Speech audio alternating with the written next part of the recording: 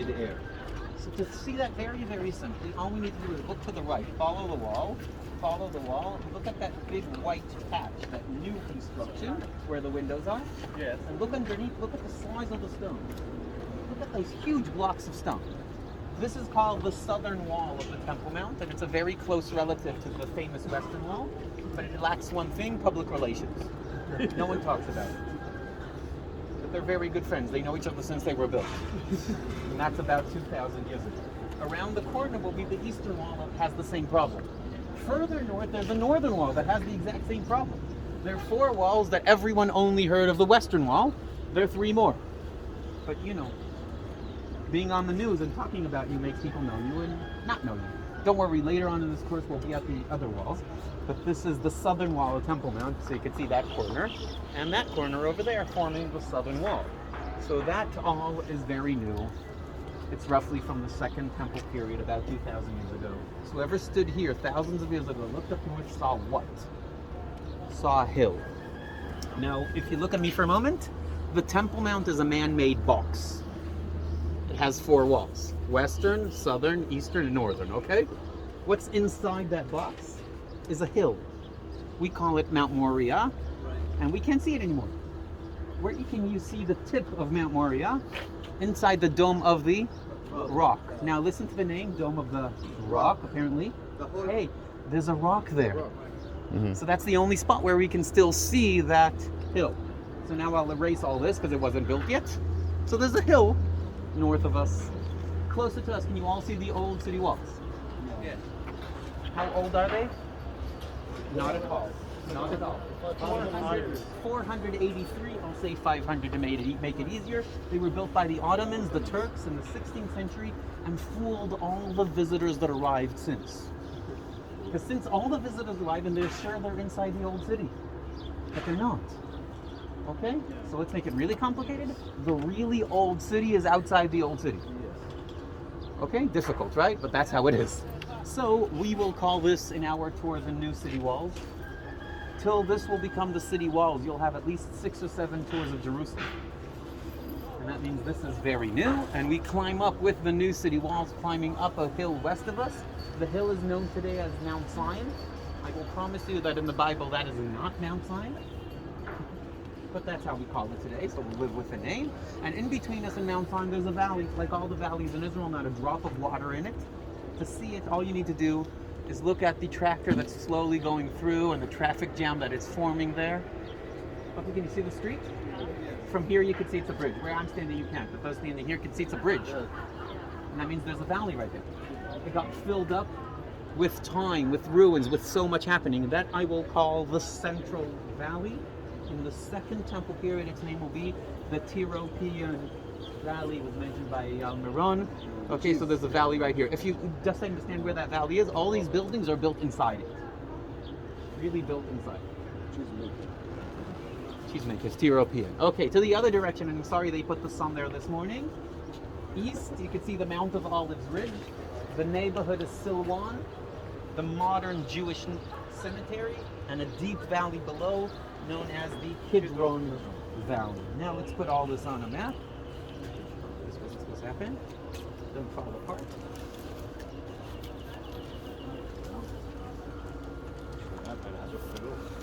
Excuse me, stand right here. The sun won't be in your eyes.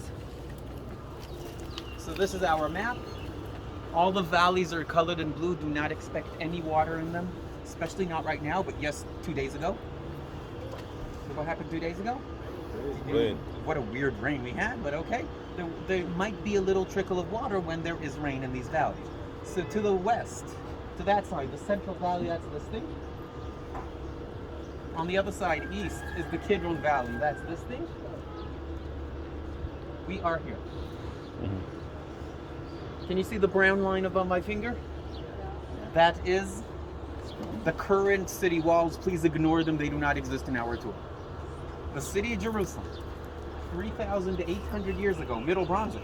The same city of Jerusalem from the Iron Age that King David will enter and rename its City of David after himself. It's just the area colored in red, apparently. So crossing Jerusalem from one side to the other, from east to west, is something like a 4 or 5 minute walk. Okay? Do you know any modern city that takes 4-minute walk to cross? No, that's because cities are too big today. Cities in antiquity were normal sized, and this was a perfectly normal size of a city. Just to get the idea, when we're in the mountain area, Middle Bronze Age, this is one of the largest sites. Ancient Hebron, ancient Shem, ancient Shiloh are about half the size compared to this place. This is actually quite big. In the mountains. In the shorelines or in the plains, Ashkelon, Chatzor, Dan, 3 sites we've already visited, are many times this size. Why? Because in the mountains, because of all the ups and downs, you are limited. In the plains, do whatever you want. And that means we're talking about a totally different lifestyle. Great, so King David arrives here and takes a quick look around. Did he see the Al-Aqsa Mosque? No. Did he see these walls? No. What about the houses of Siloam? No. The tombs? So what did he see around him? The valley and the hills. He saw The valley Dirt. and the hills. He saw mountains, he saw valleys. He was so impressed, he ran to his office and looked for a book.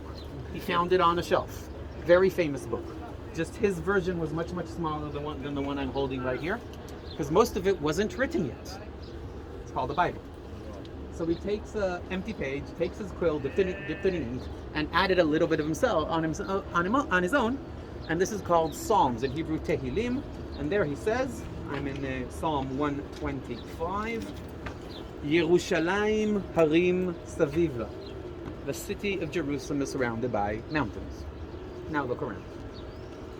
Erase all the buildings and erase all the walls. Put just fields and trees instead. 3 trees, not too many. That's the city surrounded by mountains. Now imagine you're inside the Christian quarter, or the Muslim quarter, or the Armenian quarter. You say Jerusalem is surrounded by mountains, and you look around and say, no, it isn't. Just isn't. This verse actually tells us that the city of Jerusalem needs to be somewhere in a low spot. Are we protected in a low spot? No, wait a minute. That means an enemy will approach. They'll put their cannons up there, and 3 minutes later, what happens to the city? Destroyed. No, it doesn't. It wasn't, because cannons weren't invented yet. An enemy approaching, not with a catapult, not with a ballista, they weren't invented either. Comes with a sword and a spear to attack Jerusalem from Mount Zion, or I should call it the Western Hill. People will go into the Central Valley and then climb up, which means advantage in the hands of the defenders. From Mount of Olives, go into the Kidron Valley, climbing up, advantage in the hands of the defenders. From 3 directions, the city is naturally protected because of the valleys. Okay? So we already get an idea of what's going on here. It isn't that bad as it seems. There's one easy entrance, one easy attack. North, Mount Moriah, Temple Mount today, easy attack from the north. So we will need to fortify the northern edge. We'll deal with that shortly. Later on in history, during the Iron Age, the city will expand up north with the area of Mount Moriah added biblically in the time of Solomon. And later on, it will also expand beyond the Central Valley up Mount Zion and make itself 4 times its original size. The city is expanding and expanding and expanding. How do I do this without a map? What period is that creating? This is the Solomon? end of Iron Age, and towards the last century and a half of the First Temple period.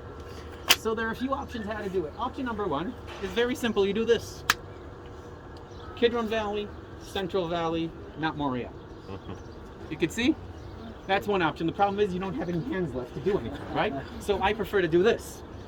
And then we have the Kidron Valley in the Central Valley, Mount Moriah, and then we can also add Mount Zion when we want to talk about the growing city. The last option is take a volunteer or volunteer someone in your group and do this with them. And then after you did all this, and you understand that Mount Moriah is up there, and the city's down there, you need to do one more thing. Look at the city. So please look at the city. Can you see these trees and these houses? This is where the city of David is today. This is where the site where Jerusalem was born, and it's actually our tour will take us down this hill, mainly down the eastern slope that you can see here covered with trees. Why mainly down this side? Because that's where most of the excavations took place. Look at the western part. Look how everything here is covered up by buildings. How did that happen? That will take me 1 quick minute and then we're out of here. The city of David was identified during the end of the 19th century. But the academic world understood this only in the beginning of the 20th century. And meanwhile, slowly more and more houses were built here. And that's why today 60% of the site is covered by houses. And therefore, more than 60% of the site was never excavated. So most of our information, most of our knowledge is down the eastern slope. It's a very steep slope, hard to build on, easier to leave it open, and then the excavations were actually possible right here. So let's summarize what we did till now. We got to the ancient sources describing Jerusalem, biblical and from the outside the Bible, from the archaeological finds. And two, we understand where the city started and how it expanded. Why did it expand eastward?